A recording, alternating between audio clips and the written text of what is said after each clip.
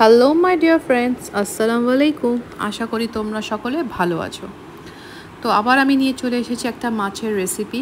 দারুণ খেতে হয়েছিল, ট্রাস্ট মি। সবসময় তোমরা ট্রাস্টই করো, আর আমি যা যা রেসিপি বলছি তোমরা একবার হলেও অন্তত বাড়িতে বানিয়ে দেখবে। তোমরা রিগ্রেট করবে না। আমি বারে বারে একই কথা বলি। আমি আগে নিজে রান্না করি, এক্সপেরিমেন্ট করি, তারপরে তোমাদের সাথে শেয়ার করি যদি ভালো খেতে হয়, ঠিক আছে? সো গ্যারেন্টিড রেসিপি, দারুণ রেসিপি। তো মাছগুলো আমি এখানে নিয়ে নিয়েছি, দেখো মোটামুটি মাঝারি সাইজের। এতে ভালো করে নুন, হলুদ, লঙ্কা, একটু অল্প করে আদা রসুন বাটা মাখিয়ে কিছুক্ষণের জন্য রেখে দিয়েছি। যতক্ষণ রেখে দিয়েছি আমি ততক্ষণে মশলাগুলো কী লাগবে প্রিপেয়ার করে নিয়েছি। এখানে আদা বাটা, রসুন বাটা, আর ওখানে তোমার হলুদ, জিরা গুঁড়ো, লঙ্কা গুঁড়ো, আর এখানে রয়েছে পেঁয়াজ বাটা, একটুখানি পেঁয়াজের খোলাগুলো ছাড়িয়ে নেবে, আর টমেটো বাটা। তো প্রথমে আমি গরম তেলে একটুখানি নুন দিয়ে দিলাম, যাতে মাছগুলো যখন ভাজবে ছিটকে ছাটকে মুখে চোখে না পড়ে। তো এটা আমি আরেকজনের কাছ থেকে শিখেছিলাম।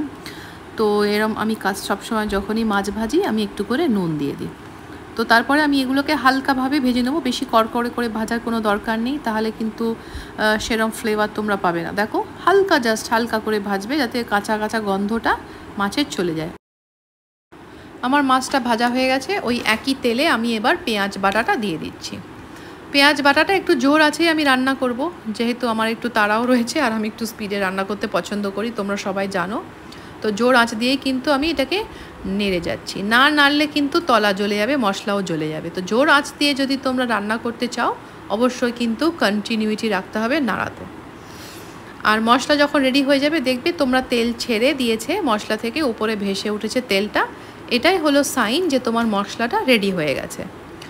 দেখো মোটামুটি অনেকক্ষণই হলো, 10 মিনিট মতো আমি নাড়াচাড়া করে তেল ছেড়ে দিয়েছে। তারপরে আমি কিন্তু টমেটো বেটে যেটা রেখেছিলাম ওইটা দিয়েছি। আর হ্যাঁ, মশলাটা পুরো রান্না হয়ে গেলেই কিন্তু তোমরা টমেটো বাটাটা দেবে, নইলে কিন্তু পেঁয়াজটা রান্না হবে না। যেটা বাটা আমরা দিয়েছিলাম একটা গন্ধ থেকে যাবে মশলার। দেখো তেলটা কি সুন্দর ওপরে ভেসে উঠেছে, তার মানে টমেটোটাও আমাদের রান্না হয়ে গেছে।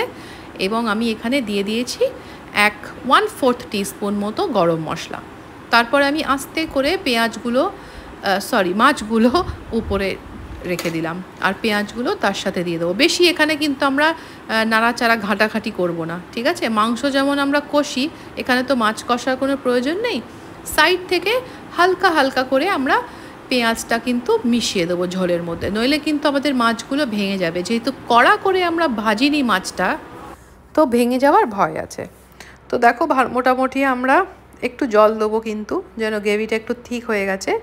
তো একটু মাছগুলোকে আমাদের গ্রেভির মধ্যে ডুবিয়ে দিতে হবে, আর অল্প তাপে আমাদেরকে এটা 10 মিনিট মতো ফুটিয়ে নিতে হবে।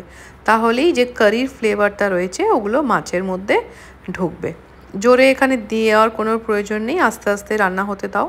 দেখো সুন্দর একেবারে আমার তেলটা উপরে ভেসে উঠেছে, তার মানে আমার মাছ রান্না রেডি হয়ে গেছে। তো গরম ভাতে তোমরা এটা সার্ভ করতে পারো, খুবই দারুণ খেতে লাগবে। তো কমেন্ট করে জানিও কেমন হয়েছে আমার রেসিপিটা, আর অবশ্যই চ্যানেলটাকে সাবস্ক্রাইব করো, শেয়ার করো।